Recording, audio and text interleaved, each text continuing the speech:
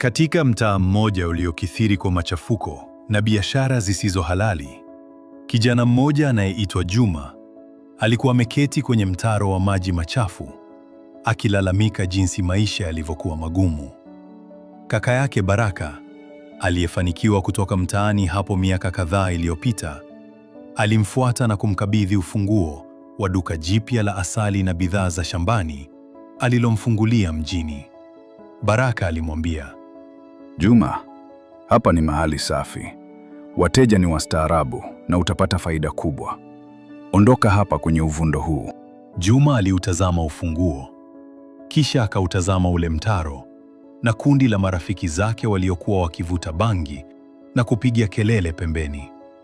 Siku ya pili, Baraka alirudi na kumkuta Juma bado ameketi pale pale, duka likiwa limefungwa. Juma aliguna, Kaka, kule mjini ni kuzuri sana, lakini mazingira yale hayanivutii. Nahisi kule siko nyumbani. Baraka alitikisa kichwa kwa huzuni.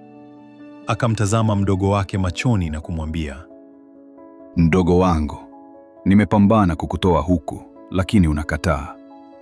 Nimegundua kitu kimoja. Tatizo sio asali, fursa na maisha mazuri. Tatizo ni kwamba nzi amezoea mavi. Umeuzoesha moyo wako kwenye uchafu kiasi kwamba usafi unakupa kichefuchefu. Baraka aliondoka, akimwacha Juma akiwa amepigwa na butwaa, huku harufu ya mtaro ikiendelea kumfariji kwa mazoea. Kama umependa content zangu, basi follow na share. Hapa utapata elimu, hekima na funzo la maisha.